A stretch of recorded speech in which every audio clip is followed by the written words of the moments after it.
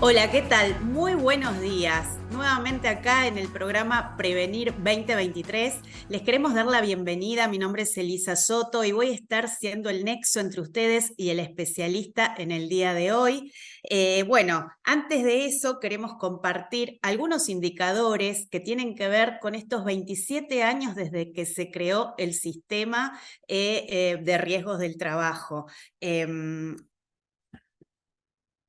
Como pueden ver, hay distintos indicadores, los instrumentos que se utilizan, los actores principales, es decir, los roles, y también podemos señalar lo interesante que es la propuesta esta del programa Prevenir. ¿Por qué? Porque se llevan capacitando más de 48.000 profesionales y la verdad que eso es bastante satisfactorio para nosotros. Ahí están viendo la evolución de las acciones de prevención, cómo fueron subiendo, creciendo. Como decía, más de 48.000 participantes, como ven ahí. Y bueno, y por supuesto agradecidos con ustedes que van sumando esos 48.000 participantes. Ahora regresamos y vamos a desarrollar algunas actividades. Es decir, estamos en el 8º seminario de este programa Prevenir, que consta de 10 seminarios, así que ya vamos llegando al final, y 5 cursos virtuales que también están en la web, siempre con la intención de que sea una formación y un aporte para ustedes en lo que es la cultura preventiva. Queremos comentarles también que las 17 RTs nucleadas en la UART vienen desarrollando esta propuesta desde hace 13 años con la coordinación técnica de la Fundación Iberoamericana de Seguridad y Salud Ocupacional, FISO. También queremos agradecer a las 33 organizaciones e instituciones que aportan y que gracias también a su colaboración podemos estar hoy acá ofreciéndoles esta capacitación gratuita, al igual que las 7 anteriores. Así es que bueno, también les pedimos y les proponemos en todo caso que nos acompañen a través de nuestras redes sociales, en Instagram, Facebook, Twitter y LinkedIn. Nos pueden encontrar como también en la página web de la UART como wartprevenir.ar. Y les pedimos, por supuesto, que si llegan a compartir, lo hagan a través del hashtag Prevenir 2023, y si suben fotos o imágenes a Instagram, nos arroben como programa Prevenir. Así es que bueno, va a ser muy, muy bienvenido que lo hagan y que compartan eso con nosotros. Bueno, como saben, estamos en un Zoom, veo que ya se conectaron más de 300 participantes, así es que estamos muy agradecidos y contentos con eso. Y al ser un Zoom, queremos que sea lo más interactivo posible. Y para hacerlo de esa manera, vamos a realizar dos dinámicas. Por un lado, lo que denominamos encuestas o votaciones, donde el especialista nos va a proponer 2, 3 o más preguntas y ustedes van a poder votar. Queremos aclarar que son siempre votaciones anónimas, así es que bueno, la idea es esa, para saber digamos, qué experiencia profesional tienen, nos va a servir y va a ser de utilidad. Y sobre el final de la presentación, también vamos a implementar la dinámica de preguntas y respuestas. Por supuesto, descontamos desde ya que no se realice ningún tipo de pregunta capciosa, que sea, digamos, agraviante, de género, discriminatoria o que difame a alguna marca o institución. Así es que bueno, eso sobre el final de la presentación, en este caso de este 8º seminario, que se trata de los principios para establecer un programa de evaluación de agentes de riesgo. Así es que bueno, vamos avanzando y por eso mismo voy a presentar al especialista del día de hoy, el ingeniero Mario Mañé. Les voy a comentar un poco acerca de él.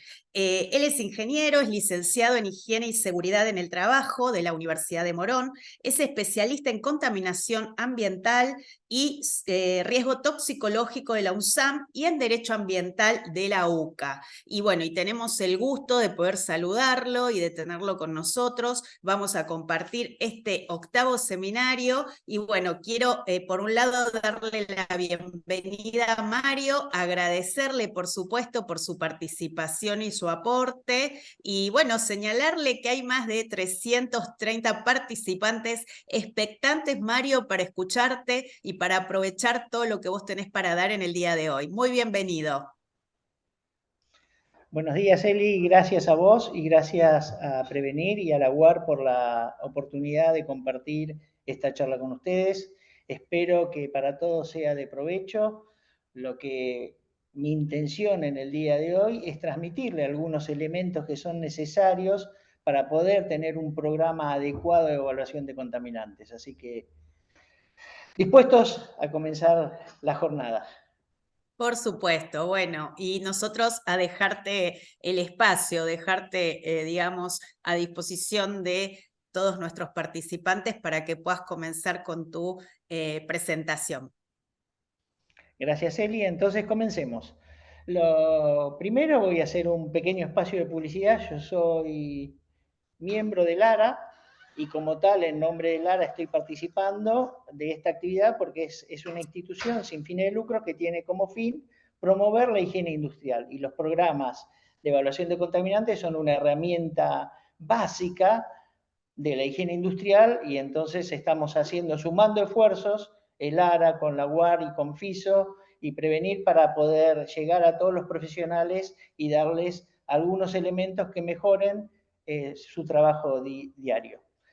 Pasamos a la próxima y comenzamos, para que se despierten si están medios dormidos, con una pregunta, ¿sí?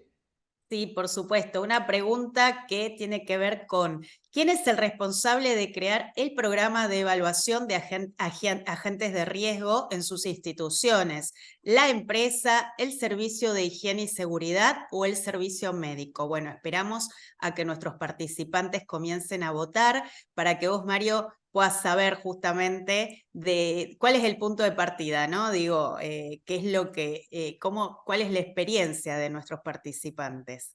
Claro, correcto, ver, porque es interesante siempre conocer qué es lo que interpreta la mayor parte de las personas sobre un concepto. Siempre hay Sin diferencias, duda, entonces es bueno ver cuál es la tendencia mayoritaria y la minoritaria respecto a un tema. Así que por esperemos que supuesto. todos puedan votar y cuando hayan votado, vemos qué eligieron y les Dale. comparto qué es lo que yo creo. A ver si coincidimos con la mayoría o diferimos de la mayoría. Entonces quedamos a que Eli me digas cuándo tenemos los resultados. Sí, por supuesto, estamos ahí esperando y ahora sí te los puedo comentar, Mario. Te cuento, con respecto a esta pregunta, ¿quién es el responsable de crear el programa de evaluación de agentes de riesgo? El 26% señala que la empresa, el 73% que es el servicio de higiene y seguridad y solo el 1% el servicio médico.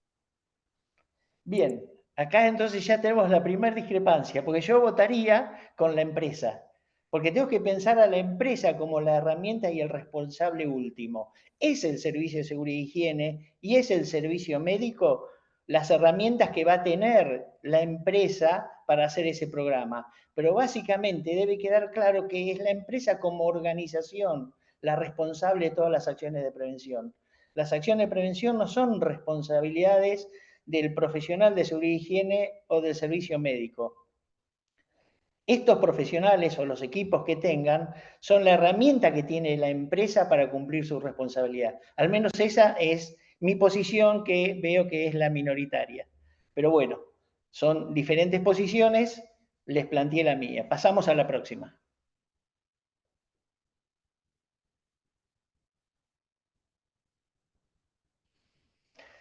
Estaba acá también direccionado para que uno pudiera tener más abierto, ¿no? Porque yo la respuesta la sacoté, pero también hay gente que puede considerar que el responsable del programa de prevención pueden ser otras instituciones, como puede ser la RT, como puede ser un proveedor externo, llámese profesional o llámese laboratorio. Todas estas personas en realidad son soportes para que la empresa pueda cumplir su responsabilidad, pero la responsabilidad primaria y básica es de la empresa, que va a usar una o más de estos aportes o soportes en la medida que los tenga para poder cumplir ese programa. Pasamos a la próxima, por favor. Y acá tenemos que ver qué es los elementos que hacen que un programa sea más sólido, que sea exitoso o que sea más fácil de implementar.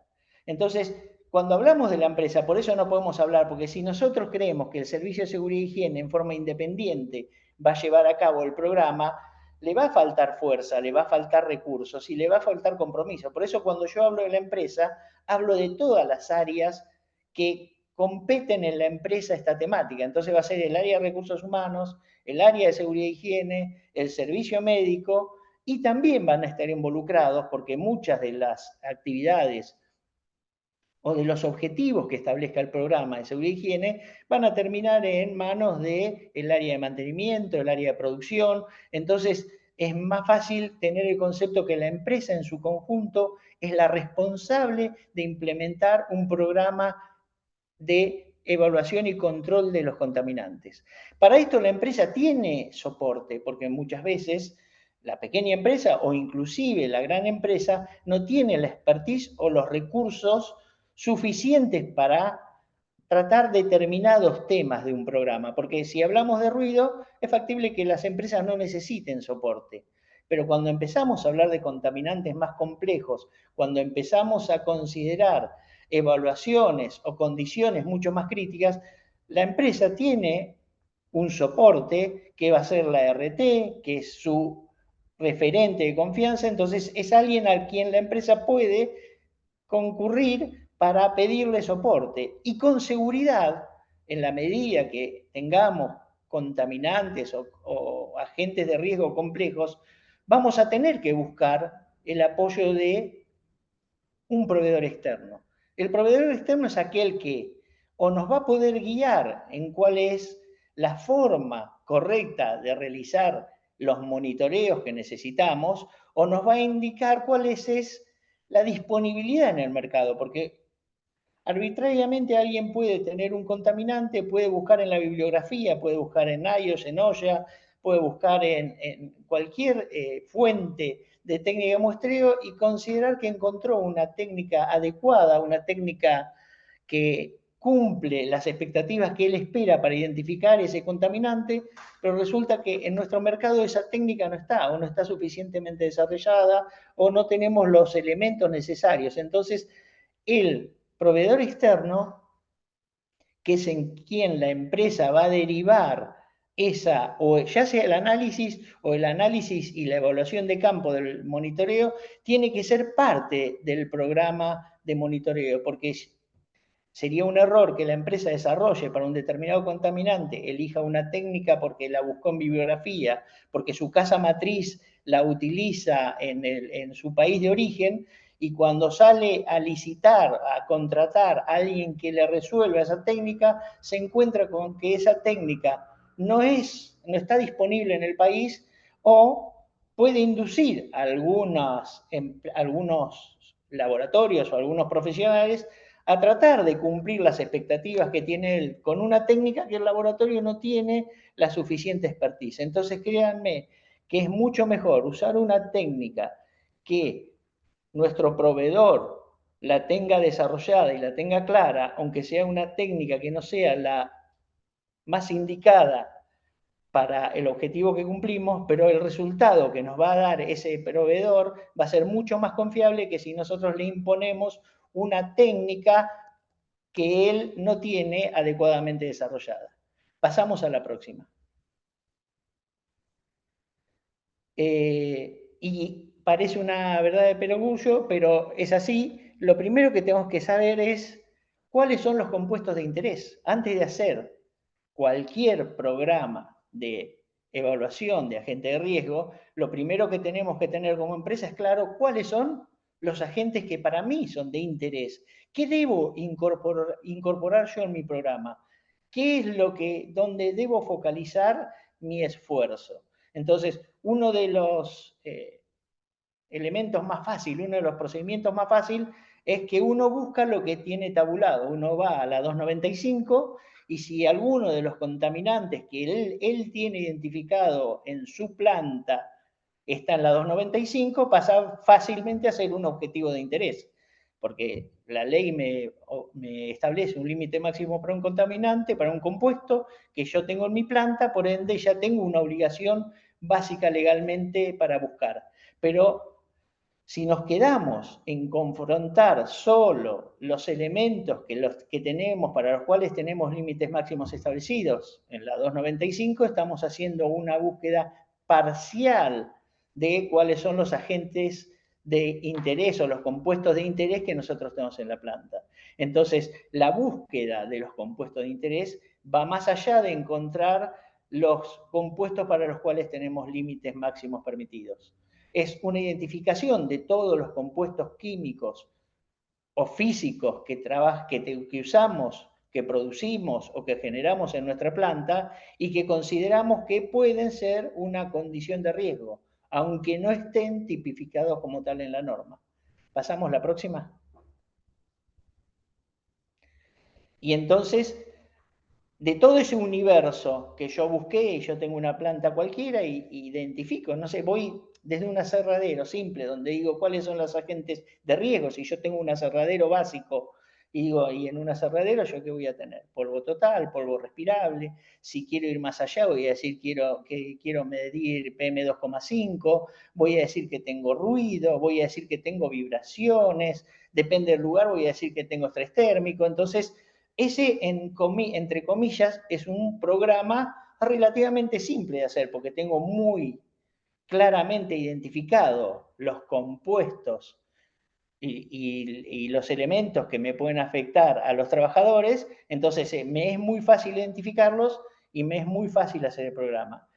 Pero ya mismo en un aserradero que en principio parecería muy simple, porque vimos los elementos que tiene, llega el tronco, lo corta, el material particulado, veremos si son maderas duras o maderas blandas, porque tienen diferentes valores, pero aparentemente el programa es muy simple, pero podemos encontrarnos o nos vamos a encontrar con infinidades de compuestos que no son el objetivo básico de la empresa, pero que se manejan en la empresa, que los tenemos como elementos de mantenimiento o como elementos de agregado a las maderas, por si tratáramos las maderas, y el aserradero vende las maderas impregnadas con preservantes, o si el aserradero les da algún tratamiento posterior a las maderas, empieza a ser mucho más compleja la búsqueda de los elementos que son de interés para nosotros.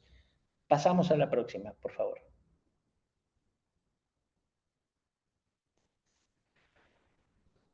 El concepto básico para el cual básicamente, todos aquellos que trabajamos en seguridad e higiene hemos sido formados, es identificar qué elementos pueden generar riesgo para las personas. En particular, en nuestro caso, son para los trabajadores. Entonces, en esa búsqueda, cuando nosotros identificamos directamente los elementos simples que no ameritan una segunda vuelta de rosca para identificar y para evaluarlos, sacamos ese universo y nos queda el universo de aquellos otros elementos que nosotros no tenemos suficiente conocimiento o la denominación o la experiencia que tenemos con el compuesto o el uso que se le da a ese compuesto o a ese producto, hace que nosotros no tengamos la información a prima facie de cuál es el riesgo que nos genera o si nos genera un riesgo o si no nos genera un riesgo.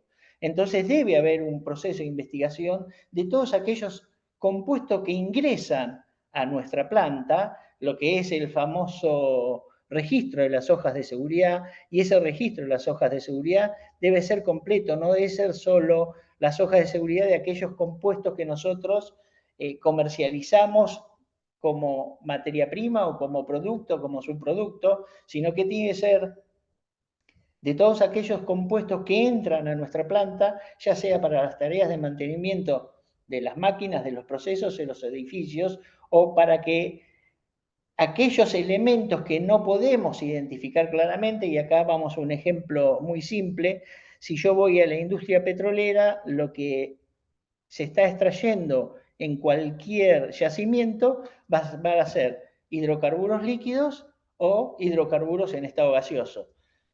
Pensar en la hoja de seguridad y pensar en los riesgos que me genera el petróleo antes de su destilado, o los gases, o los diferentes gases que componen la mezcla de yacimiento, es una identificación relativamente simple, pero suele, por ejemplo, quedar fuera de lugar o fuera de observación o de identificación como una condición de riesgo, por ejemplo, los materiales NORM, porque los materiales NORM no es el objetivo del proceso, no es un compuesto que yo estoy incorporando, pero sí es un material que está en la naturaleza, que está asociado a los compuestos que yo trabajo y que me va a generar una condición de riesgo especial. Los materiales NORM son los materiales radioactivos naturales que suelen acumularse en los codos, en los manifolds de las plantas de bombeo. Entonces es un contaminante que yo en principio no lo voy a percibir, no lo voy a identificar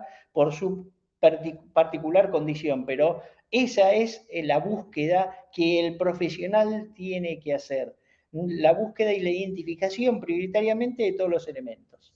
Pasamos a la próxima, por favor. Y esto es un ejemplo de lo complejo que puede ser esto. El de arriba es el nombre comercial de un producto, Blend C4765. En todas nuestras empresas tenemos cientos de estos compuestos que vienen con un nombre comercial y que el nombre comercial suele no decirme nada. Y entonces esto puede ser un aceite, puede ser un solvente, puede ser un lubricante, puede ser un producto, un aditivo, puede ser cualquier cosa que incorporemos a nuestro proceso. Ahora, cuando yo voy a buscar en esa hoja de seguridad, ¿qué es el blend? Fíjense lo que es.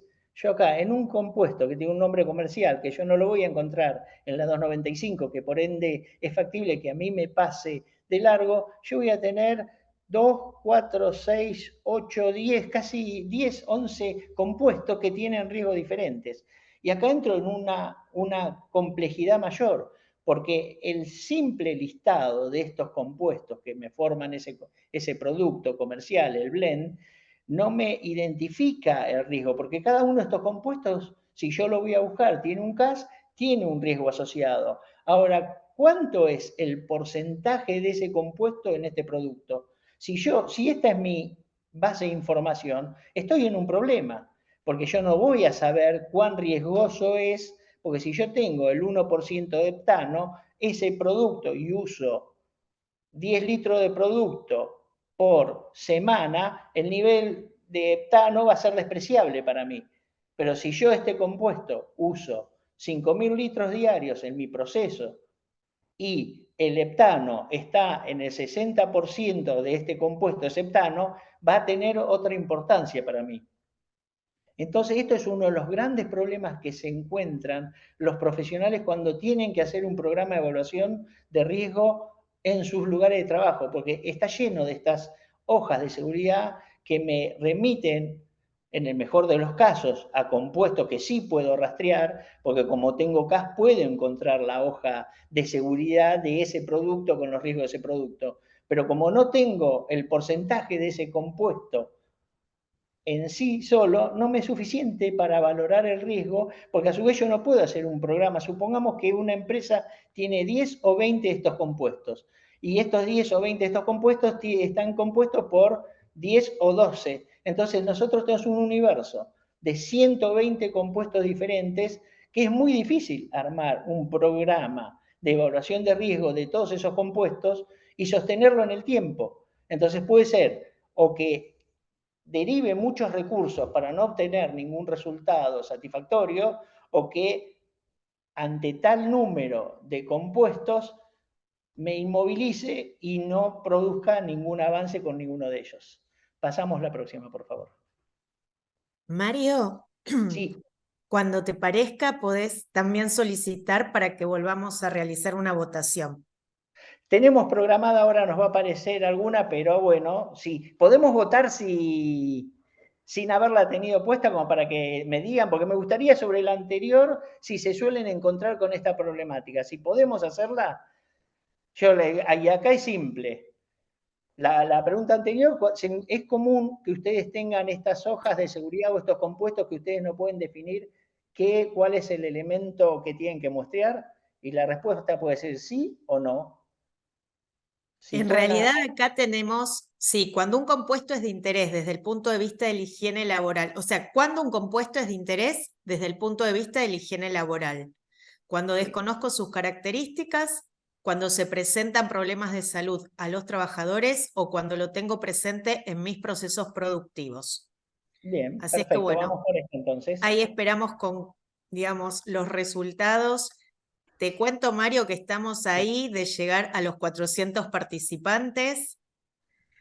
Bien, esperemos ver Aprovecho, cuántos llegan al final. no, seguramente todos, todos, porque es muy interesante todo lo que vas señalando. Quiero aprovechar mientras se procesan los resultados de saludar a los hermanos de Brasil y Venezuela. Te cuento que hay participantes desde esos países y también te diría casi de todas las provincias del país. Corrientes, Cava, Santa Fe, Entre Ríos, Misiones, Córdoba, Salta, Neuquén, Catamarca. Bueno, y después sigo saludando. Ahí tenemos los resultados. ¿Cuándo un compuesto es de interés desde el punto de vista de la higiene laboral? Cuando desconozco sus características, el 16% considera que es así. Cuando se presentan problemas de salud a los trabajadores, el 20%. Y finalmente, cuando lo tengo presente en mis procesos productivos, el 64%. Bien, podemos decir acá que comparto la tendencia, todas son respuestas válidas, porque son todas válidas. Pero lo más importante es cuando lo tengo, para mí es de interés y lo tengo en mi proceso. Porque yo para que deje ser un compuesto de interés tengo que haberlo analizado y definir este compuesto por sus características o por la condición de uso, por la condición de exposición, no es un objeto de interés y lo dejo. Pero el simple hecho de tenerlo presente, en principio es un objeto de interés hasta que yo lo desestime. Y puede ser que siga siendo mi objeto de interés porque lo evalué y tiene características peligrosas o lo tengo presente en procesos donde lo pongo disponible para los trabajadores, entonces va a seguir siendo mi objeto de interés permanente y por eso va a pasar a ser parte de mi programa de monitoreo. Mientras que hay otro que puede ser, aunque sea un compuesto sumamente complicado, supongamos el asbesto, que es un compuesto complicado. Ahora, si yo identifico que tengo asbesto y que lo tengo encamisado en perfecto estado, deja de ser un compuesto de interés para mi programa de monitoreo mientras yo garantice que se mantenga esas condiciones. Mientras que otro compuesto, si yo, no sé, uso un solvente en mi cabina de pintura y como es parte de mi proceso, ese solvente, evaluar la concentración y evaluar el nivel de exposición de los trabajadores va a ser objeto de interés y por ende lo voy a mantener. Y acá tenemos una definición básica, ¿no? Que también va con este concepto que me sirve para definir cuán importante es ese compuesto en mi plan de monitoreo, es que es el riesgo, ¿no? El riesgo, el compuesto puede producirme una afectación de la salud, pero la probabilidad de que eso suceda es extremadamente baja, va a ser que decaiga como objeto de interés y pase a ser tal vez en un programa de monitoreo, un monitoreo cada 2, 3, 4 años, mientras que por el contrario, si tengo un compuesto que es de un riesgo alto y de una probabilidad de exposición alta, va a hacer que ese compuesto sea prioritario para mí. Cuanto más alto el riesgo y cuanto más alta la probabilidad, va a estar en el top 10 de los objetivos de mi programa de monitoreo. Pasamos a la próxima, por favor.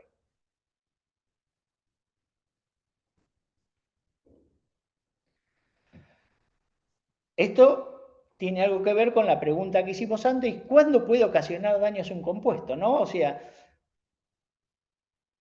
cualquier compuesto tiene la probabilidad o la posibilidad de producir daños en diferentes condiciones. Como dijimos, la exposición habitual a la gente, si yo tengo un ámbito que es ruidoso normalmente, el simple hecho de trabajar todos los días, tengo ese agente de riesgo que me está afectando, entonces tiene que ser monitoreado. Si yo, como dijimos recién, estoy haciendo una cabina de pintura y uso solventes, estoy normalmente y habitualmente expuesto. Entonces, estos compuestos, los que están habitualmente expuestos, pasan a ser objetivos de todo plan de monitoreo. Todo plan de monitoreo de una planta industrial o de cualquier tipo de actividad debe contener aquellos compuestos a los que normal y habitualmente son expuestos los trabajadores.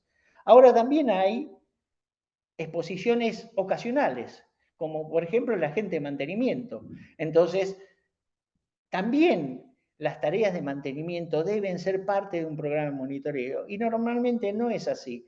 Y el universo de los trabajadores de mantenimiento tienen características de exposición muy particulares, porque muchas veces tenemos elementos de control para la disponibilidad de esos agentes de riesgo, pero cuando interviene el agente, el trabajador de mantenimiento, esos elementos no están presentes. Entonces, el universo del personal de mantenimiento tiene que tener un programa de evaluación específico para ellos porque tienen condiciones de exposiciones diferentes. Y después tenemos un tercer grupo de exposición que es la excepcional. Tenemos un incendio, tenemos una explosión. Ahí no puede haber un programa previo de monitoreo. Yo no puedo prever qué va a pasar y tratar de evaluarlo cuando hay un incendio, una explosión o una emergencia. Pero sí puede ser objetivo y tener previsto que en caso de que suceda una anomalía, yo acá puse dos ejemplos extremos, incendio y explosión, pero también puede ser un caso de derrame. Entonces yo no puedo decir, bueno, yo voy a programar en el programa 2024 monitoreo cuando se derrama el ácido sulfúrico, pero sí tengo que tener que ante cualquier derrame de los compuestos, tengo que hacer una evaluación para determinar o tratar de determinar, porque normalmente no se va a poder hacer en el momento, pero tratar de determinar cuál fue el nivel de exposición al que tuvieron los trabajadores, perdón. Pero básicamente, si repasamos los 3 puntos, un programa de monitoreo completo debe considerar la exposición normal y habitual de los trabajadores y las exposiciones ocasionales a las que están expuestos el personal de mantenimiento. Pasamos a la próxima, por favor. ¿Cuál es el objetivo de un plan de monitoreo? Porque en realidad podemos decir, y qué es lo más común que yo he encontrado en mi experiencia, es que todo el mundo, bien o mal, hacen monitoreos, ¿sí? Y monitoreo dice, o sea, miden estrés térmico, miden ruido, algunos miden polvo, otros miden solvente, o sea, hacen en base a su experiencia qué es lo que ellos consideran que es importante, qué es lo que ellos valoran como tal y hacen un programa, pero hacen evaluaciones, pero lo que yo suelo encontrar que no son parte de un programa.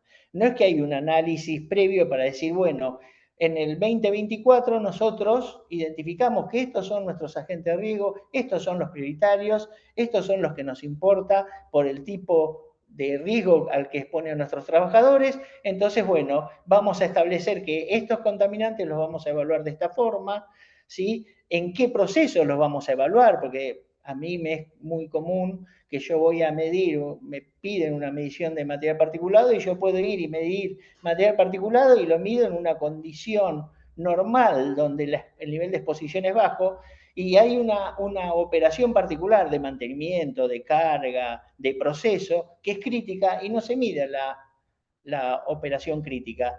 O al contrario, en algunas ocasiones miden la operación crítica, pero no miden la exposición normal. Entonces yo debo, en mi programa, lógicamente me tengo que identificar qué quiero medir, cuándo lo quiero medir, cómo lo voy a medir, cuál es el universo de trabajadores que voy a medir, ¿no? Y todo esto tiene un fin. Yo quiero detectar cuáles son las condiciones de exposición antes de que ocurra el daño. Hoy habíamos preguntado cuándo quiero medir yo algo y una de las opciones era cuando observo afectación en la salud de los trabajadores. Si hacemos el programa de monitoreo en ese momento, lo estamos haciendo tarde. ¿Sirve? Sí va a servir. Siempre es mejor tarde que nunca. Pero el objetivo de un programa de monitoreo es prever a qué vamos a exponer un trabajador para saber si ese nivel es adecuado o no es adecuado, o si tenemos que hacer correcciones y adecuaciones antes de permitir esa condición. Pasamos a la próxima, por favor. ¿Qué debemos componer, qué debemos saber de los compuestos esos que nosotros buscamos? De todo ese material que hicimos, bueno, todo esto es lo que tenemos en la planta, tengo que conocer sus propiedades peligrosas, porque es lo primero que nos va a definir. Nosotros podemos tener un compuesto que aparentemente no es peligroso, yo le digo, por ejemplo, talco, y talco dice, en principio no es peligroso, pero yo no sé si ese talco no viene de un yacimiento donde también puede haber fibras de asbesto, entonces estoy usando talco que tiene fibras de asbesto, tiene un peligro que en principio yo no lo asocio a ese producto. Entonces, tengo que conocer adecuadamente el riesgo de ese compuesto, tengo que identificar cuáles son las vías de ingreso de ese compuesto, tengo que saber si ese compuesto tiene sinergia, tiene un factor de sensibilización que hace que otro compuesto que yo tenga sea más crítico, ¿no? Porque muy pocas veces las personas están expuestas a un único agente de riesgo. Entonces, tenemos que tener presente la sinergia, el carácter aditivo que tienen muchos esos compuestos. Si no tenemos, y si nosotros evaluamos cada uno de esos compuestos por sí, y lo único que hacemos es decir, tengo compuesto 1 y tengo contra la CMP me da bien, y compuesto 2 contra la CMP me da bien, compuesto 3 y no consideramos la sinergia que pueden tener, en realidad estamos descuidando un factor muy importante que es el riesgo que genera la interacción de diferentes compuestos. Tenemos que tener claro cuáles son los órganos target, ¿no? Porque a su vez, como dijimos en el otro, la sinergia, si yo tengo un compuesto que el órgano target es el hígado y tengo otros 3 compuestos que el órgano target es el hígado, yo no puedo ya sentirme tranquilo con que ese compuesto está dentro de las concentraciones máximas permitidas, porque como los 3 tienen efectos sobre los mismos órganos, en realidad vamos a tener un efecto acumulativo y aunque tengamos individualmente concentraciones bajas, podemos tener una lesión importante porque los 3 actúan sobre el mismo órgano. Y también es importante en todos los programas de monitoreo, y por eso acá es importante la interacción de todas las áreas de la empresa, es la sensibilidad de las personas. Puede ser que una concentración, y acá hagamos un paréntesis, las concentraciones máximas establecidas que nosotros tenemos en la 295, creo que la mayor parte de ustedes lo saben, son cosas que nosotros copiamos de Estados Unidos, la copiamos con un retraso significativo, o sea que nosotros estamos considerando que las concentraciones máximas nuestras deben ser las que existían en Estados Unidos en el 98, 99, por ahí, o sea, casi 30 años que fueron sacadas para personas que tienen diferentes características que el promedio del hombre argentino, que tienen una dieta diferente que el promedio del hombre argentino, entonces ya son valores referenciales pero acotados y a su vez la mayor parte de estos valores son valores de consenso. ¿Qué quiere decir? Que no es que hay una documentación, un estudio totalmente seguro de ese valor, pero por discusión de los diferentes organismos, se llegó a que se considera que esos valores que están establecidos ahí son seguros para la mayor parte de las personas, pero no para todas las personas. Entonces, por eso es importante que cuando uno hace un programa de higiene, evalúe la sensibilidad del personal expuesto. Por ejemplo, si yo voy a trabajar con un compuesto que está denunciado como mutagénico, entonces yo voy a decir, no puedo estar con ese compuesto, no puede estar una mujer fértil expuesta a ese compuesto, porque tiene una sensibilidad particular. Entonces, esa mujer no podría o no debería estar en ese puesto, o un hombre joven tampoco. Entonces, tengo que analizar la sensibilidad para poder machear adecuadamente la exposición a los compuestos y las características de los trabajadores. Pasamos la próxima, por favor. El otro elemento importantísimo que debemos conocer, porque ya conocemos es el producto, pero el producto por sí solo nos define lo que dijimos hoy, cuál es el peligro que nos da ese producto. Ahora, lo importante es machar eso con cuál es la frecuencia de exposición. O sea, ese trabajador lo va a usar una vez al mes o lo va a estar usando durante 8 horas por día. ¿Cuál es la concentración máxima permitida? Sabemos que por default, cuanto más baja la concentración máxima permitida, o sea, las MP o las MP-SPT, es más peligroso el compuesto. Entonces, a valor más bajo, mayor atención. ¿Cuál es la cantidad utilizada presente en la planta? Porque a veces, no sé, supongamos que tenemos un baño, un templado. Entonces yo tengo una superficie de aceite de vaporización enorme. Entonces, son elementos que yo debo considerar. ¿Cuál es la volatilidad o la pulverulencia? O sea, ¿cuál es la posibilidad de ese compuesto de estar disponible en el aire? Porque si es un compuesto que su vía de ingreso es las vías respiratorias, lo que me importa es si lo voy a tener disponible en suspensión. La forma de uso, cuál es el proceso industrial en que lo estoy usando, entonces es un elemento importante. ¿Y cuáles son el tipo de medidas preventivas para su control? Pues puede ser que yo tenga un elemento que sea sumamente peligroso, que tenga un alto nivel de exposición, pero que tenga unas medidas de prevención para su control, porque el proceso está encapsulado, porque tiene un sistema de aspiración, entonces en realidad es un riesgo controlado y deja de ser un objetivo prioritario en mi programa de monitoreo. Pasamos a la próxima. Esto es un gráfico que copié, cortar y pegar, pero que me parece que tiene muy bien, muy claramente como guía para cualquiera que tenga que trabajar con definir el riesgo que le genera un compuesto en su planta. Y si vemos, es muy fácil. Obtención de información acerca de la exposición.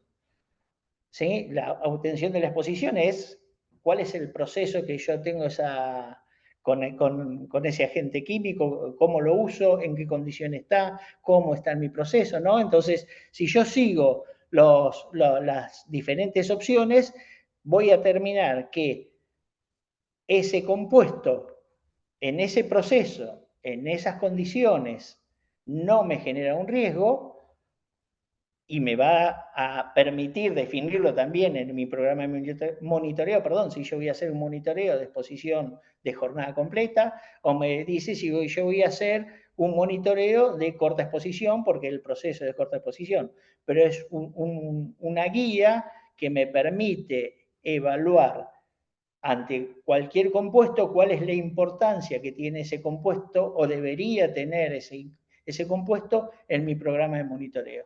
Pero creo que es una herramienta muy potente y creo que es una de las mejores herramientas que tenemos para poder controlar la exposición a los agentes de riesgo son los análisis sobre los trabajadores, porque son los mejores indicadores. En los metabolistas de los compuestos de interés, para los cuales no existe para todos, pero para aquellos que existen, son la mejor de las herramientas para un control adecuado de la exposición. Porque entonces ahí no solo estamos evaluando en teoría el nivel de disponibilidad de los contaminantes, porque cuando nosotros evaluamos por los métodos tradicionales de la higiene, lo que estamos en realidad evaluando es la disponibilidad de ese contaminante para con el trabajador. En los estudios, en los análisis sobre los trabajadores, sobre los diferentes metabolitos de los compuestos metabolizados por el trabajador, es la mejor herramienta para realmente poder sumar el nivel de contaminante disponible en el trabajo, la potencial exposición a contaminantes similares o agentes de riesgo similares fuera del ámbito de trabajo o la particular sensibilidad que puede tener ese trabajador. Entonces, este gráfico, este esquema que resume, ¿no? el ingreso de la sustancia en el ambiente, la afectación en el organismo, el proceso de eliminación o el proceso de afectación. Esta es una herramienta potencial que debemos usar. Es siempre que no sea excesivamente invasivo, porque hay algunos de estos estudios que se basan sobre muestras de sangre, entonces es un mecanismo invasivo, no es deseable, genera rechazo en los trabajadores, pero ante ciertos compuestos o ante ciertos niveles de exposición, los bioindicadores son una de las mejores herramientas disponibles para la higiene industrial, aunque no las generan los higienistas de campo, es lo mejor. Pasamos la próxima, por favor. Y llegamos a que buscamos todos los compuestos, identificamos todo lo que tenemos en la planta, buscamos cuáles son sus características y dijimos, estos compuestos son de interés para nosotros, estos compuestos no son de interés para nosotros, en el programa que queremos desarrollar. Acuérdense, lo ideal de los programas que sean anuales, entonces un compuesto que para el 2024 no sea un compuesto de interés, puede ser que en el 2025 lo sea, o en el 2026 lo sea, o lo haya sido en el 2024. O sea, cada año debemos analizar los compuestos que tenemos, los procesos que tenemos, las disponibilidades que tenemos, y en base a eso hacemos y vamos a definir nuestra estrategia de muestreos. Y nuestra estrategia de muestreo es qué voy a medir, con qué técnica la voy a medir, qué número de muestras voy a considerar que son representativas, de qué duración van a ser esos muestreos, cuándo voy a hacer ese muestreo. Esos son los elementos básicos que yo debo tener presente en mi programa, porque vuelvo a decir, si yo dije tengo que medir material particulado en suspensión y no dije la técnica, entonces ya tengo una faltante, porque supónganse, si bien hoy nuestra legislación está establecido, y hablo acá de Argentina para material particulado total y material particulado respirable, que es PM10 para nosotros, yo creo que dependiendo del proceso y del producto, yo resignaría medir material particulado total y mediría PM2,5, porque desde el punto de vista de higiene es mucho más importante para mí el PM2,5 que el PM total. Y si yo tengo una fábrica o un proceso productivo donde tengo partículas muy finas, es mucho más importante medir PM2,5, que no lo voy a poder confrontar contra la legislación, que tal vez alguien me pueda cuestionar porque me va a decir, PM total tenés un valor y no me hiciste una medición, y me hiciste PM2,5 que no tenés un límite legal, pero bueno, ese es el criterio del higienista, tiene que elegir cuál es la mejor técnica para ese contaminante que está disponible, porque el polvo total contiene al PM2,5. Pero desde el punto de vista de higiene, a mí es más importante saber cuál es el PM2,5. Pasamos a la siguiente.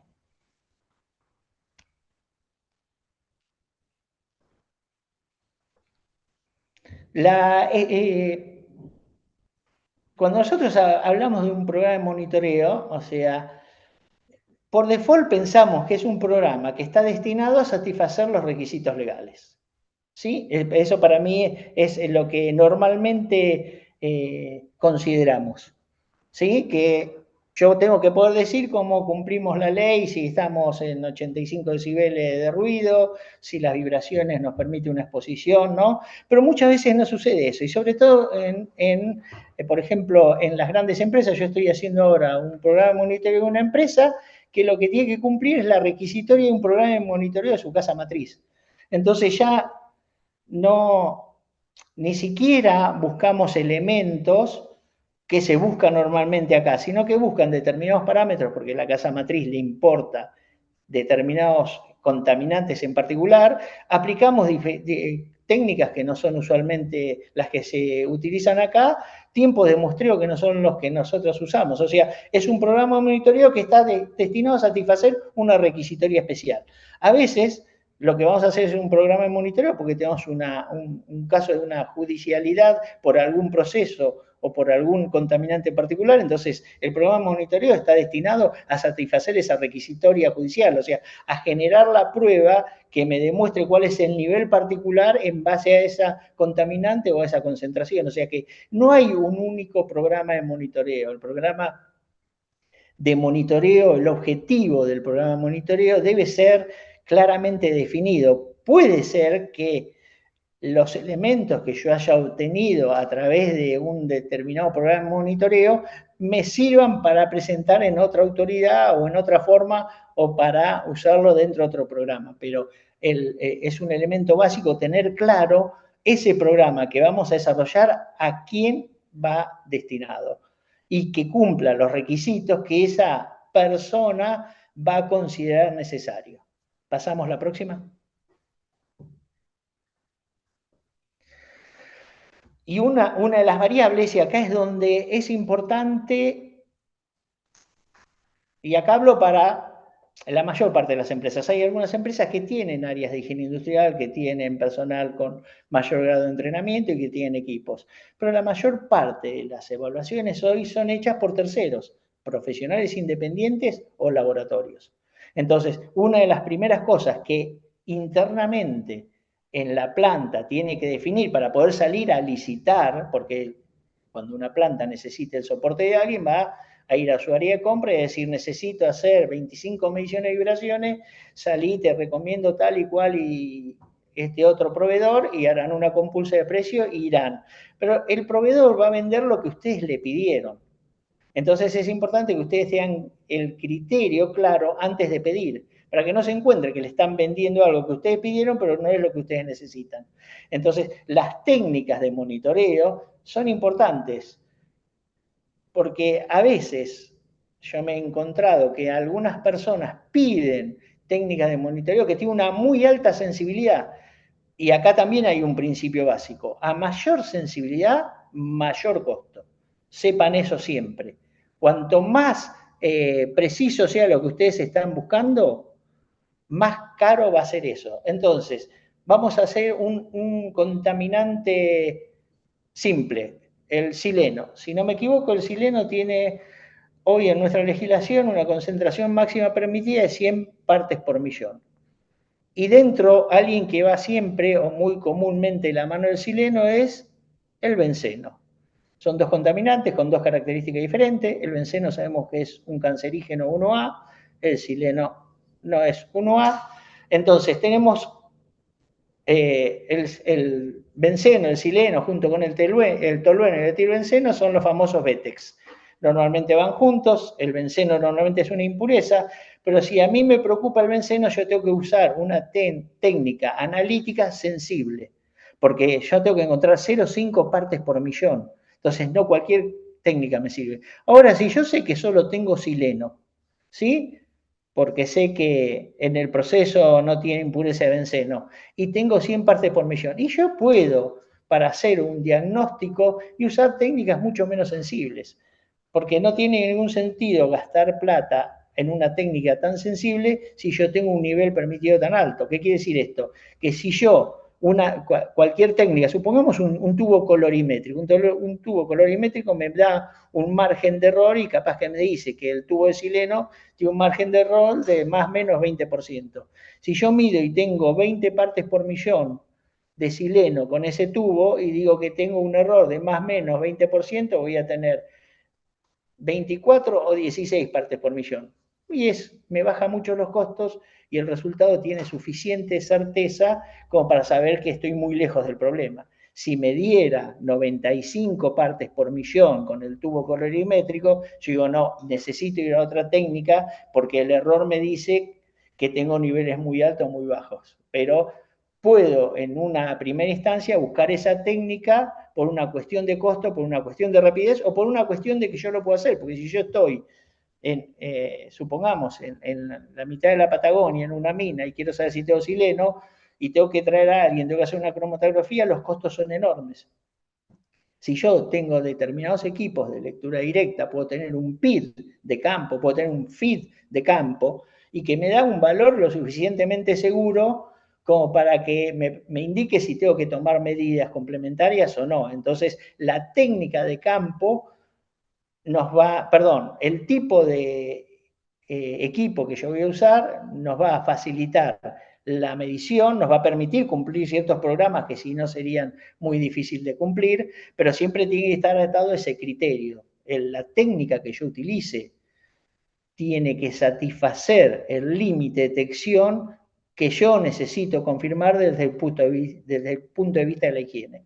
Y si repasamos la duración, nosotros tenemos equipos de puntuales, que sería, por ejemplo, para gases de combustión, un equipo 4 gases, eso es un equipo puntual, ¿sí?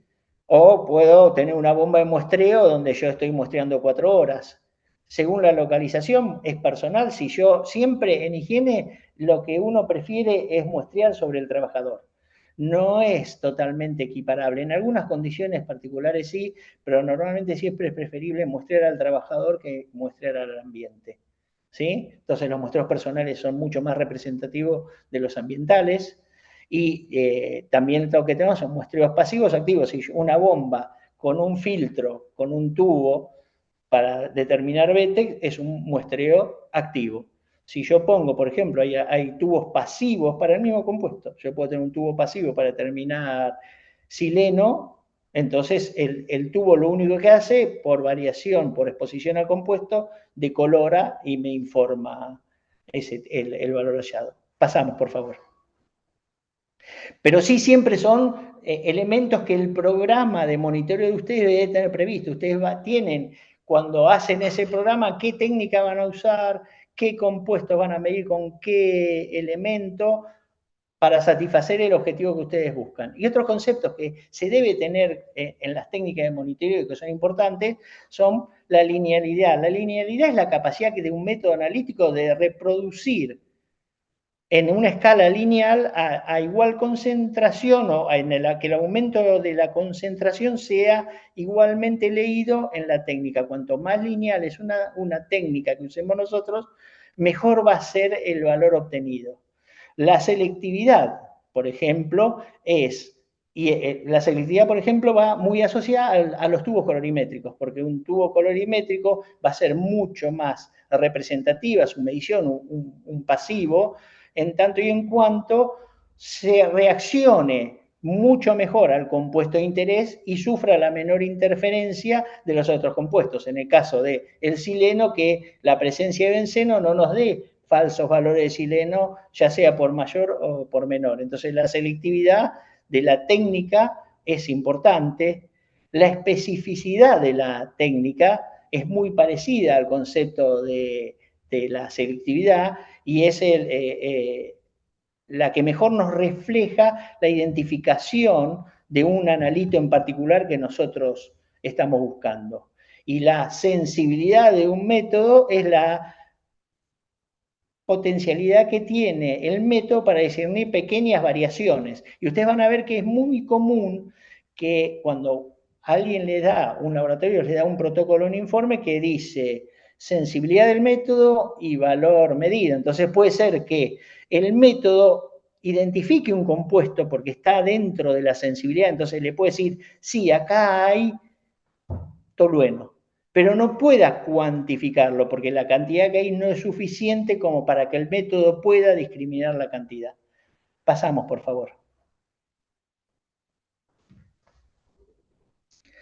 Trazabilidad es otro concepto importante, está más que nada en este caso lo podemos asociar a los patrones de calibración, sobre todo, por ejemplo, cuando yo calibro un medidor de ruido, y yo voy con un pistófono, con mi equipo, fue calibrado por el laboratorio X. El laboratorio X calibra también contra el patrón X, y así hasta lo que se llama patrones de referencia. Entonces, la trazabilidad es importante en todos aquellos equipos, medidor de vibraciones, medidor de iluminación, medidor de estrés térmico, medidor de ruido, para ver que el valor que me estás dando está referenciado con calibraciones que cada una tiene una referenciación que nos habla de la calidad del valor obtenido. Acá hay un problema porque es muy difícil conseguir, al menos en nuestro país, patrones traciables a lo que se llama el NITS,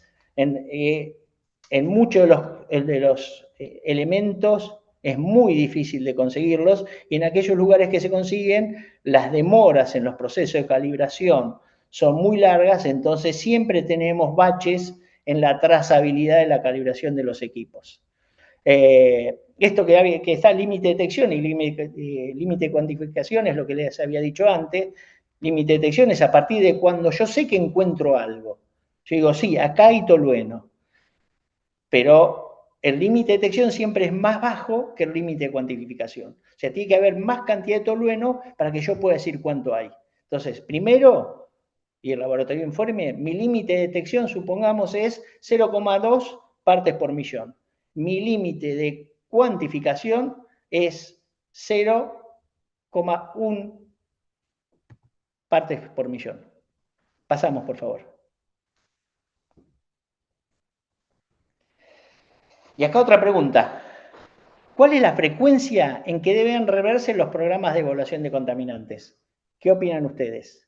Bueno, puede ser anualmente ante cambios en procesos, materias primas o en caso de obtener resultados que incumplan la legislación. Bueno, veremos, ¿no? Con respecto a cuál es la frecuencia en que deben reverse los programas de evaluación de contaminantes. Mario, aprovecho para seguir saludando hasta que tengamos los resultados a participantes de Catamarca, Neuquén, La Rioja, Río Negro, La Plata, Santiago del Estero, Chubut, Mendoza, Chaco, Tucumán, San Luis, Jujuy, San Juan, La Pampa, Formosa y también desde El Salvador, es decir, llega a Centroamérica tu conocimiento y lo que estás desarrollando. Así que bueno, la verdad que un orgullo y muchas gracias en nombre de WART a que todos participen y bueno, y nos acompañen. A ver, veremos cuáles son los resultados con respecto a cuál es la frecuencia en que debe reverse los programas de evaluación de contaminantes. Ya seguramente se están procesando las respuestas.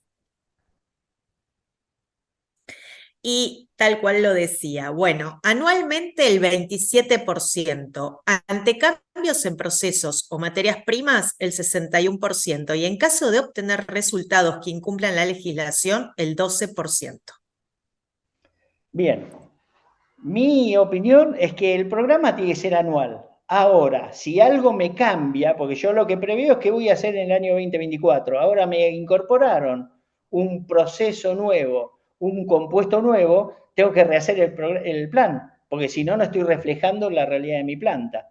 Y a su vez, si no hubo ningún cambio en mi proceso, pero empiezo, el servicio médico me dice que empezamos a tener problemas atribuibles o potencialmente atribuibles a la exposición a un contaminante, o cuando hago mi programa de monitoreo de control regular, encuentro desvíos, tengo que reformular mi programa para reconocer esa condición. En resumen, el programa es anual, pero tiene que ser revisto ante cualquier cambio que así lo justifique. No puede ser un programa cerrado. Si yo hice el 2024 y bueno, cambiaron los procesos, tuve problemas, los resultados me dan mal, en el 2025 lo voy a corregir. No, tengo que tener la capacidad de adecuar mi programa a la condición existente. Pasamos, por favor.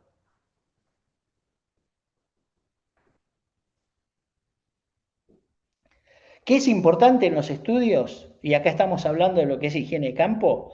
La calibración, ¿sí? O sea, tenemos que estar seguros. No es lo mismo medir en una bomba que yo creo que está trabajando a 3 litros por minuto, y hay mucha gente que, por ejemplo, considera que el rotámetro de las bombas es confiable, entonces dice, arma y dice, y acá dice 3 litros. Y bueno, dice, yo medía 3 litros y medí 3 horas a 3 litros y me da tanto. No, la calibración es vital porque el volumen muestreado es lo que voy a referenciar en la cantidad de muestra que yo capté. Entonces, si mi volumen de referencia es equivocado, mi conclusión es equivocada. Entonces, la calibración es importante. El muestreo es importante. El muestreo es que sea hecho en un lugar representativo. Después vamos a ver algunos errores comunes los muestreos, ¿no? Pero que sea en el horario, en el proceso, en las condiciones que yo quiero. También es importante transporte y conservación. Hay muestras que necesitan ser conservadas y transportadas adecuadamente. Entonces, si yo hice buena calibración, hice buen muestreo, pero después, cuando las transporto en una forma incorrecta y las conservo en una forma incorrecta, o sea, no le puse preservante, no las enfrié, no hice lo que el mecanismo me dice, tomé la muestra adecuadamente, pero la degradé en el resto del proceso. Y la última es la técnica analítica. O sea, si todos estos elementos no están en línea, cualquiera de las fallas lo que va a hacer es darme resultados erróneos, por más o por menos. Entonces, no va a cumplir el objetivo. Pasamos, por favor.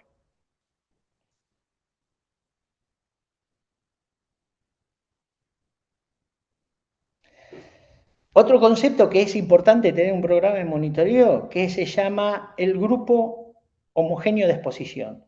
Porque si yo tengo una fábrica que tiene con 200 personas, algo que hoy no vamos a resolver, pero decir, ¿cuántas de esas 200 personas yo tengo que muestrear para garantizar que esa muestra es representativa de lo que están exponiendo las personas? Entonces, un concepto importante en ese definir el universo de muestreo es definir lo que se llama grupo homogéneo de exposición. ¿Qué quiere decir? Son todas aquellas personas que por el tipo de tarea, por el tipo de compuesto, por el tipo de exposición, considero que son similares el nivel de disponibilidad de ese agente de riesgo que tiene. O sea, que van a tener el mismo nivel de ruido, que van a tener el mismo nivel de polvo, que van a tener el mismo nivel de solvente, que van a estar al mismo nivel de radiaciones. Es importante a los fines de usar racionalmente los recursos, identificar los grupos homogéneos de exposición. Es vital en todos los programas, es decir, cuando tome estas tres muestras, me van a representar este universo de trabajadores, 5, 10, 15 o 20. A veces no hay grupo homogéneo de exposición, porque es un puesto único, entonces ese puesto va a representar a ese trabajador exclusivamente. Si hay grupos homogéneos, yo puedo decir, este valor me va a ser representativo de este grupo de gente. Pasamos, por favor. Próxima.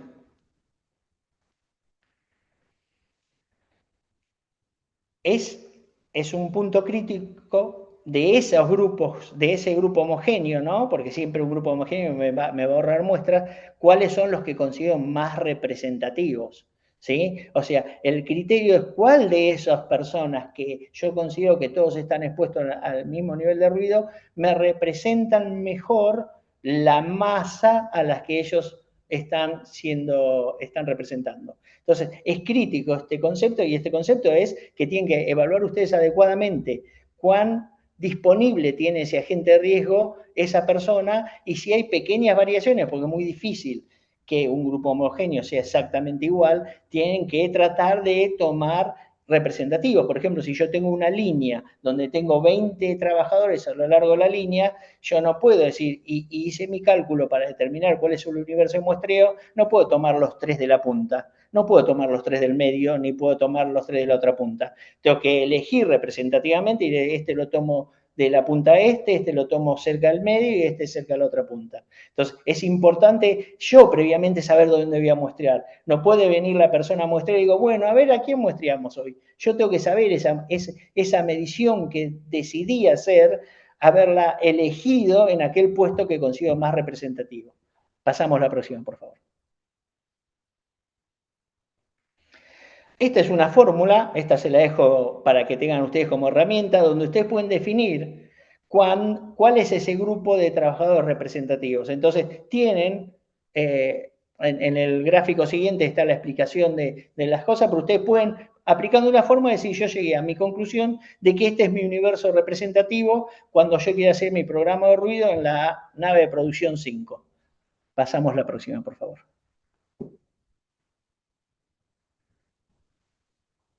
Acá también nosotros tenemos, en este caso, lo de la variabilidad biológica que habíamos hablado hoy. Dijimos, ante la misma disponibilidad de un contaminante, no todas las personas van a responder igual a ese contaminante.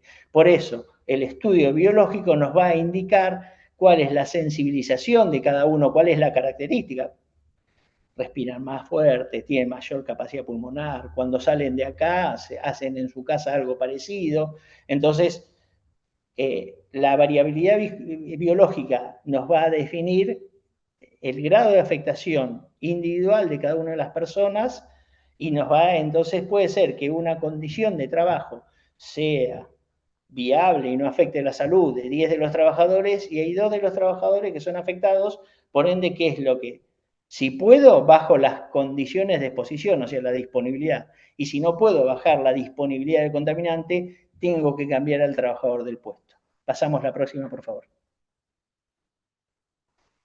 Este es otro ejemplo también cuando uno tiene que elegir la técnica de muestreo. Hay técnicas, por ejemplo, algún tubo colorimétrico activo me dura 10 segundos el muestreo, ¿no? Entonces, si yo quiero hacer una jornada representativa, un número de muestras que sea representativo de la jornada, tendría que tomar 720 de esas mediciones de 10 segundos. ¿No? Y así es con 1 minuto, con 5 minutos, o sea, eso nos dice, para que sea considerada representativa esa medición en el tiempo que yo medí sobre el tiempo que estuvo expuesto el trabajador, o sea, sobre la jornada, me dice cuánto es el número de esas mediciones que yo tengo que hacer para que sea representativa siguiendo una norma de la Comunidad Económica Europea. Pero esto es un elemento que alguien que va a definir previamente, si yo voy a ir por los tubos, por un muestreo activo, con bombas, si quiero, en la técnica me dice que son 15 minutos, yo tengo que hacer 8 muestreos para cumplir el número mínimo de tiempo que me pide la norma. Este es un solo ejemplo. Esta es una norma de la UNE, tenemos normas de la NIOSH, tenemos OSHA, tenemos diferentes fuentes para definir. Depende cuánto dure mi muestreo, cuán representativo es o cuántos muestreos tengo que repetir para considerar que evalúe adecuadamente el contaminante. La próxima, por favor. Otro de los conceptos, y esto está, es cuánto dura el muestreo. Acá tenemos una serie de tablas donde uno vemos, yo puedo hacer una muestra completa de 8 horas, ¿sí? Sería la muestra C. Ingresa el trabajador, sale el trabajador, mido todo el tiempo. Ahora, por diferentes condiciones, yo puedo decir, no, quiero medir toda la jornada, pero quiero medir en 3 muestras. A veces porque la técnica que uso no me permite 8 horas de muestreo.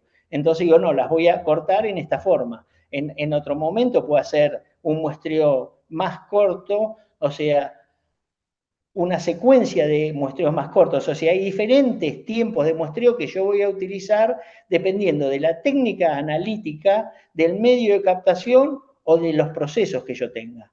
Pero esto es para que les quede claro que no es solo una única muestra de jornada completa o muestras pequeñas espaciadas. Hay muchas opciones que se usan, depende cuál es mi objetivo y cuáles son mis condiciones. La próxima, por favor. Bueno, acá es la justificación de cómo se saca el tiempo del gráfico anterior, pero es lo mismo, es para buscar la representatividad de acuerdo a cuántas muestras voy a estar tomando y cuál es la duración de cada una de esas muestras. La próxima, por favor. Este es un ejemplo tonto para que ustedes puedan ver cómo en un puesto de trabajo donde yo tengo diferentes condiciones de exposición al mismo contaminante, entonces yo voy a hacer muestreos para cada uno de esos procesos con el tiempo que está y cómo yo voy a poder determinar una concentración media ponderada de acuerdo a esos diferentes niveles de exposición que tuvo el trabajador durante la jornada.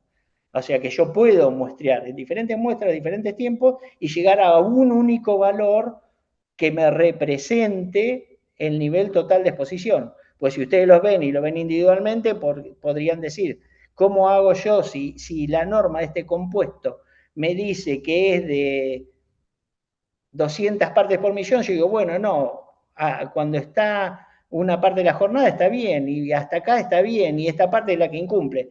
No, hay una concentración media ponderada y esta es la fórmula en donde uno puede evaluar esa variabilidad de la concentración a lo largo de las diferentes tareas que realiza el trabajador en la jornada. La próxima, por favor. Este es un gráfico que resume, ¿no? Cuando yo terminé, mi programa de monitoreo, cuando yo tengo conclusiones. Entonces puedo decir que la exposición a ese contaminante es aceptable, y digo, esto lo voy a mantener hasta que se mantenga, y cuando digo es aceptable, acá también hay una referencia. Si yo tengo un contaminante que es 100, 90 no es una concentración aceptable, ¿no? Perdón, 100 partes por millón es el límite, tengo 90 partes por millón, para mí no es aceptable. No está incumpliendo la norma, pero no es aceptable, porque cualquier pequeño desliz, cualquier problema, me hace que el nivel se supere. Entonces yo puedo considerar aceptable, entre comillas, cuando estoy por debajo del 50% de la concentración máxima establecida. ¿Sí? Si la exposición es inaceptable, pasa a que yo tengo que tomar acciones. Lo ideal, mínimo, acciones de ingeniería. Lo ideal, si puedo reemplazar el producto, si puedo reemplazar el proceso. Como eso, la verdad, que no es tan fácil, tengo que tener medidas de ingeniería que me garanticen que ese compuesto no esté disponible para el trabajador. Sistema de aspiración, encapsulamiento y cualquiera de esas acciones, ¿no? Y la indeterminación, cuando yo no, tengo valores que no son muy claros, que tengo condiciones que no son muy repetitivas, tengo que aumentar mi nivel de información, mi nivel de observación, para yo definir si considero que ese contaminante o esa condición la voy a poder sostener como está o voy a tener que tomar acciones correctivas. La próxima, por favor. Todas las técnicas de muestreo son organismos de referencia. Nosotros en realidad, y yo acá hablo como Argentina, no sé cuál es la condición de los otros países, tomamos normas de afuera. En algunos casos esas normas las discutimos y las hacemos normas nacionales, como la IRAM. En otro caso, seguimos usando las de afuera. Hay fuente gratuita, las NIOSH, las OSHA, las CEPA, las normas del Instituto Nacional de Seguridad y Salud en el Trabajo de España. Online ustedes la pueden buscar y pueden decir, tengo que medir humo de caucho, y van a buscar en la norma y le va a decir cómo se debe muestrear el humo de caucho, cuál es la técnica, todo lo que necesitan. Hay otro grupo de normas que son pagas, que son las ASTM, las IRAM, las ISO, que para algunos casos particulares, para algunas técnicas particulares son necesarias. El problema es que son relativamente caras y comparadas con las NIOSH, las OSEAS y las CEPA, que son gratuitas, y normalmente nosotros nos guiamos por las normas gratuitas y las bajamos online. Pasamos, por favor. Este es un ejemplo. Yo voy a NIOSH, pido asbestos y me da la NIOSH 7400, y ustedes ven que acá la norma me dice en qué lo tengo que tomar, cómo lo tengo que tomar, cuánto tiempo, cómo es la analítica, o sea, todo lo que yo necesito saber lo tengo acá. Acá lo que yo le dije, si yo soy un responsable de una empresa que quiere salir a contratar, también lo que tengo que estar seguro que tenga proveedores que me brinden esta técnica, porque la NIOSH 7400 en la Argentina está desarrollada, PCM, como técnica de laboratorio no hay problema, pero NIOSH 7400 también se usa con una técnica asociada que es de mucho mayor sensibilidad, que son los análisis SEM o TEM, que en Argentina no hay. Entonces, si yo pretendo ir por una SEM o una TEM que es mejor que una lectura de PCM, o sea, mejor, es más precisa, yo me voy a encontrar que no tengo en el mercado oferentes que me den esa técnica. Entonces, por eso es importante estar seguro que esa técnica que yo elegí pueda ser desarrollada en mi mercado, porque si no me complejiza. ¿Puedo mandar una muestra a analizar SEM afuera? Sí, puedo mandarla, pero tengan una idea, ustedes una PCM, un IO 7400, PCM en Argentina hoy debe estar 30 mil pesos como caro, ¿sí? 35. Si yo esa Nayo 7400 la quiero transformar en una Nayo 7400 SEM o TEM, tengo que estar pensando en más o menos por una muestra $180 americanos. Y para nosotros Argentina hoy decir dólares americanos es una fortuna. Pasemos la próxima, por favor. Todo esto que yo les dije, yo lo resumí en 2 planillas, me faltó una tercera que se las comento nada más. ¿Qué es lo que yo hago? Yo, si quiero hacer un programa de monitoreo, Una vez que tengo, voy puesto por puesto, porque yo tengo que identificar cuál es mi puesto, acá irá en grupo homogéneo, entonces yo en ese puesto caracterizo, identifico cuáles son los agentes de riesgo y digo cuáles son los agentes de riesgo que voy a querer estudiar. Entonces, es el llenado de esta planilla, que es un modelo cualquiera, pero es el que a mí me va a después dar todos los datos, una que yo hice este reconocimiento lo hago por primera vez en mi planta, después me va a quedar en tanto y en cuanto no me modifiquen procesos o me incorporen materias primas diferentes. Entonces yo hice esto y en base a estos datos que yo relevé, todos los años defino qué voy a medir y cómo medir. Pasamos la próxima, por ejemplo, por favor. Acá yo vuelco todo, porque entonces yo acá transformo, yo digo, bueno, estos son mis 20 puestos, en este puesto, ¿qué es lo que yo quiero medir? ¿Cuándo lo voy a querer medir? ¿Qué técnica voy a plantear hacer? ¿No? Entonces acá este es el resumen que va a permitirme a mí después salir o hacerlo yo en la medida que tenga los elementos necesarios, o salir a contratarlo. ¿Y qué es lo que me faltó ponerles acá? Es importante que nosotros hagamos una acumulación de datos para poder definir, porque en realidad cuando yo hago una medición estoy sacando una foto de una condición. Y una foto no siempre es lo suficiente para decir esto es así.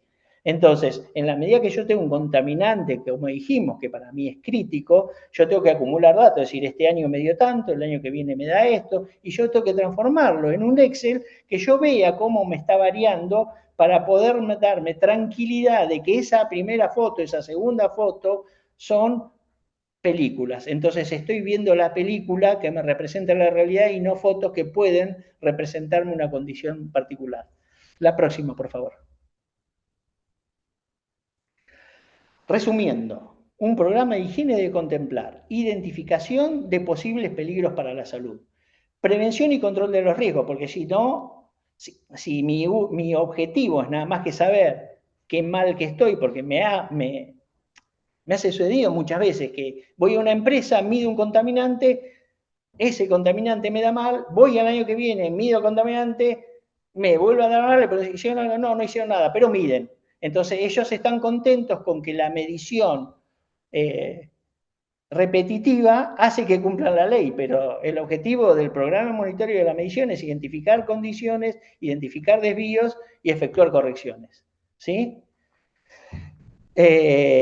Los pasos a seguir: identificar el contaminante, reconocer el contaminante, programar el monitoreo del contaminante, evaluar ese contaminante, controlar si hay desvíos, capacitar al trabajador, porque el programa interactúa con el trabajador, hay que informar al trabajador, hay que hablar con el trabajador porque es parte de la solución, y después monitorear para ver que eso que se dijo se cumpla correctamente. La próxima.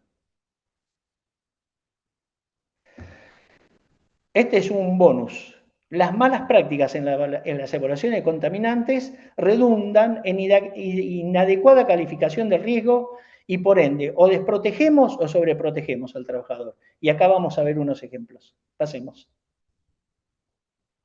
Esta es una planilla, resumen, real, no está dibujada, no está inventada, yo la copié. Tiene un montón de errores, solo voy a que se fijen algo. Esta es una planilla donde lo que muestrearon es asbesto. El asbesto, como le dije, la 7400, el asbesto prevé que el volumen mínimo de monitoreo sea de 400 litros. Y acá esta gente muestreó 60 litros. Es imposible que hayan obtenido el resultado que dicen que obtuvieron por el volumen que muestrearon. Entonces yo sé que acá lo que hicieron está mal. Pasemos a la próxima. Acá, esto es una aberración. Esto también, este es un muestreo de asbesto. El cartucho de asbesto es un cartucho especial de 25 milímetros de 3 cuerpos negro antiestático. Y ellos mostraron acá con un cassette de 37 milímetros, encima para representar ni al trabajador, porque no está puesto en un trabajador, ni al ambiente, porque en realidad los filtros, el sistema de captación tiene que estar en la zona respiratoria, porque lo que nos importa es saber cuánto hay en la zona que respira el trabajador. Entonces, esto, que sacaba una foto, demuestra el nivel de desconocimiento que tienen, pues no tuvieron problema en fotografiar lo que estaban haciendo mal. La próxima. Esta es otra común. Puede ser que hayan elegido la norma bien, el laboratorio esté bien, pero ese filtro representa lo que el trabajador respira. Y esto está sobre el hombro del trabajador. O sea, esa muestra no va a ser representativa realmente de lo que el trabajador respira. Entonces, algo tan tonto como dónde se coloca el filtro va a modificar el resultado que obtenemos y a las conclusiones que llegamos. La próxima, por favor. Esta es otra. Este es, ahí supongamos que es un profesional, está haciendo una medición de estrés térmico y él tiene el equipo de medición de estrés térmico en la mano. Él es una pantalla, él está alterando la condición de muestreo. Atrás pusieron un decibelímetro y está apuntando al techo. Los micrófonos de decibelímetro tienen un ángulo predefinido, pero jamás un trabajador en ese ámbito de trabajo va a tener el horario en la medición que está poniendo el decibelímetro, el micrófono. Entonces, los resultados que yo voy a obtener ahí no van a ser representativos. La próxima. Este es otro, este es un dosímetro que tiene que medir el ruido que le llega al trabajador y lo está poniendo contra el trabajador. El resultado que voy a, aunque la técnica es correcta, usar una dosimetría es muy representativa, yo ya puse mal el equipo y el resultado que voy a tener no es bueno. La próxima y creo que terminamos y que quedamos para preguntas. Perdón. La última de las preguntas. ¿Cómo considera el nivel de uso actual en los programas de las empresas? ¿Qué quiere decir? Hoy, ¿existen programas en las empresas? Y estas son las opciones. Las opciones son: se encuentra siempre, usualmente se encuentra o inusualmente se encuentra. Bueno, mientras votan, quiero señalar y recordar que estamos abiertos a las preguntas para después volcárselas al ingeniero Mañé sobre el final de su exposición. Así es que, bueno, traten de aprovecharlo y envíen sus preguntas para poder transmitírselas a él. Bueno, estamos acá expectantes, esperando el resultado de esta cuarta votación. Después vos dirás, Mario, si coincido o no, si vos coincidís o no con la mayoría, según el Porque esto es lo porcentaje. que encuentran ellos, o sea, acá no hay error. Porque yo Bien, puedo encontrar una bueno, cosa y ellos encuentran nuestra. la pregunta es: ¿cómo consideran el nivel de uso actual de los programas en las empresas? El 10% dice que se encuentra siempre, el 41% dice que usualmente se encuentra y el 49% que inusualmente se encuentra. Bien, yo me voy con el 49, yo inusualmente lo encuentro. El 10% puede ser en las grandes empresas sí son más ordenadas, tienen más recursos, entonces les permite planificar más. Mi experiencia es que en la mayor parte de las empresas no hay programas de evaluación de contaminantes. Pero bueno, ahí terminamos, entonces quedo para responder preguntas si las hubiera y gracias por la paciencia. No, por supuesto que hay preguntas, Mario, pero antes de empezar a señalarlas o a comentártelas, quiero invitarte a vos y por supuesto a quienes están del otro lado en este Zoom a que vean, anticiparles el tema del próximo seminario que se va a dictar el 21 de septiembre.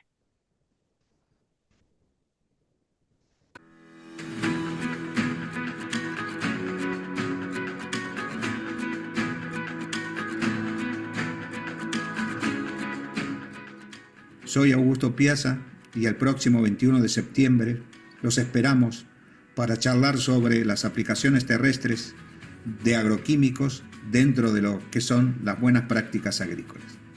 Muchas gracias.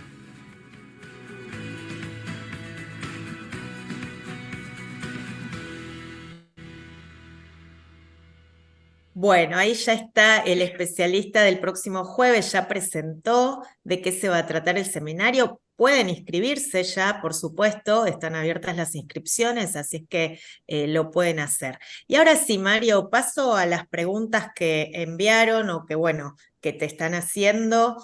En realidad son dos preguntas, pero que las vamos a leer enlazadas porque están muy vinculadas una con otra. La primera pregunta es: si la norma te dice 40 minutos de duración, ¿Eso representa las 8 horas o hay que sumar mayores muestreos? Y la otra dice, si tengo un trabajador que trabaja 8 horas, ¿el muestreo para que sea representativo debe ser de 8 horas para el contaminante? Bien, las técnicas a veces tienen la limitación, supongamos, vamos a un ejemplo típico, los tubos de carbón. Los tubos de carbón, yo siempre digo, son como manitos que están disponibles para agarrar las moléculas que le interesan. Entonces ese tubo tiene una determinada cantidad de manitos. Si yo lo sobreexpongo, no es que no vaya a haber contaminante, sino que las manitos no pueden agarrar nada más, entonces yo voy a considerar que hay un contaminante en base a lo que muestré, pero en realidad es mucho más. Entonces, por eso, las técnicas me limitan de acuerdo a la capacidad que tienen de retener el contaminante. Ahora, ¿cuánto debe durar el muestreo? Todo depende de la condición. ¿Vieron el ejemplo que yo les puse de múltiples condiciones? Si ese trabajador está 8 horas sentado en el mismo lugar haciendo el mismo proceso con el mismo contaminante, y es factible que una única medición yo la pueda considerar representativa. Ahora, si ese trabajador en el transcurso de su jornada se cambia de lugar, cambia de proceso, se va a otra planta o manipula otros productos, yo tengo que muestrear cada uno de esos tiempos de exposición y con eso sacar una exposición ponderada. Y acá sí, el tema puede ser que esa persona esté durante 1 hora expuesta a un contaminante y después se va a hacer otro trabajo con otro contaminante. Entonces esa de 1 hora es la representativa para ese contaminante y después tendré que ver en las otras horas qué otro tipo de contaminante tuvo. Pero en principio, en la medida que la persona cambia de exposición, tiene que ser nuevamente muestreada porque esa exposición va a ser variable. Sí, por supuesto, Mario. Te comento. El otro participante primero te felicita porque dice que es excelente tu exposición, que es muy clara. Y él dice que hay algo que estaría bueno agregar y es que los instrumentos de medición que se utilicen estén siempre homologados. ¿Es así? Imagino que vas a coincidir.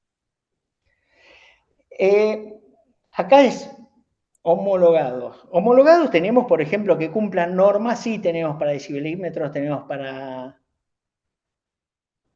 medición de vibraciones, para estrés térmicos. Hay otros que, entre comillas, no es que están homologados, sino que tienen que estar calibrados. Una bomba, o sea, no es que está homologada, la bomba se calibra antes y después, debe ser de flujo constante, pero no es que hay una certificación de los equipos. Normalmente los fabricantes lo que indican es que cumple y a veces la trampa está en que dice bajo los lineamientos, sobre todo en los decibelímetros, por ejemplo, que es crítico, dice cumple la norma IEC tanto, o dice bajo los lineamientos de la norma tanto. Entonces hace diferencia, por eso un equipo que cumple norma va a tener un costo mucho más elevado que un equipo que no cumple norma y que por ende nos va a dar resultados, entre comillas, con algún margen de duda mayor.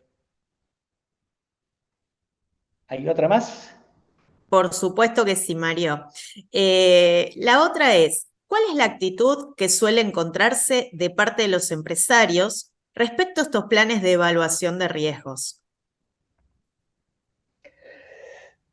En realidad, todo lo que es costo no suele tener buena prensa en la empresa. Yo sí percibo una gran diferencia en lo que es evaluación cuando hay un conflicto de por medio, cuando no hay un conflicto. Cuando hay un conflicto, los recursos están disponibles y no suele cuestionarse, dicen que hay que hacer 5 mediciones, 10 mediciones, están dispuestos a hacerlas. Cuando no hay conflicto, se hace mucho más difícil. Yo no estoy en la parte del que tiene que conseguir los recursos, ¿no? Yo soy en todo caso el que provee los recursos, pero veo, percibo y comprendo a aquellos profesionales que tienen que lograr que en su empresa designen cantidades muchas veces muy importantes de acuerdo al tipo de compuestos y la cantidad de compuestos. A veces los programas de monitoreo son mucha plata en juego. Por eso es importante que el programa sea racional, porque no podemos medir cualquier cosa, ni en cualquier lugar, ni en cualquier forma. Tengo que usar los recursos lo mejor posible porque no es fácil conseguir los recursos. Es una ardua lucha en la mayor parte de las empresas. Bueno, muy bien, Mario. Tenemos que ir despidiéndote. Primero agradecerte muchísimo tu intervención, la exposición, que tal cual lo decía este participante, y seguramente todos van a coincidir en que fue clara y muy enriquecedora. Así es que bueno, en nombre de la UART y del programa Prevenir 2023, quiero agradecerte por todo lo que nos brindaste en el día de hoy. Así es que bueno. Gracias a ustedes y buena semana, y tenemos cerca el fin de semana. Estemos felices. Es cierto eso, y se acerca la primavera también. Así que bueno, tratemos de alegrarnos con ese tipo de cosas. Muchas gracias, Mario. Saludos a todos. Al contrario, para vos también. Bueno, estuvimos con el ingeniero Mario Mañé. Acabamos de desarrollar el seminario de principios para establecer un programa de evaluación de agentes de riesgo. Yo quiero agradecerles en nombre del programa Prevenir 2023, porque la realidad es que ustedes hacen posible esto, por ustedes tiene sentido todo este esfuerzo y esta organización, porque son los protagonistas. Así es que muchísimas gracias. Antes de despedirlos, quiero señalarles dos cosas muy importantes. Por un lado, que los certificados van a ir llegándoles a su casilla de mail, pero que por favor fíjense en la bandeja de spam, porque probablemente como es un envío automático, puede que lleguen ahí. Y lo último que les vamos a pedir es que en cuanto termine esta conexión, les va a llegar también una encuesta muy breve. ¿Para qué? Para que, bueno, nos brinden sus aportes a través de sus respuestas, para poder siempre seguir mejorando, para que de alguna manera ustedes nos ayuden a autoevaluarnos y poder, bueno, seguir superándonos y seguir proponiendo temas y seminarios que realmente les puedan ser de utilidad para aportar a esta cultura preventiva, que sin duda ustedes tienen ese real interés y por eso están hoy acá y seguramente se van a inscribir en los 2 últimos seminarios que quedan. Así es que bueno, sin más, los quiero saludar. Muchas gracias por haber estado del otro lado en esto que es Programa Prevenir 2023 organizado por la UART. Los saludo, soy Elisa Soto y muchas gracias. Hasta la próxima.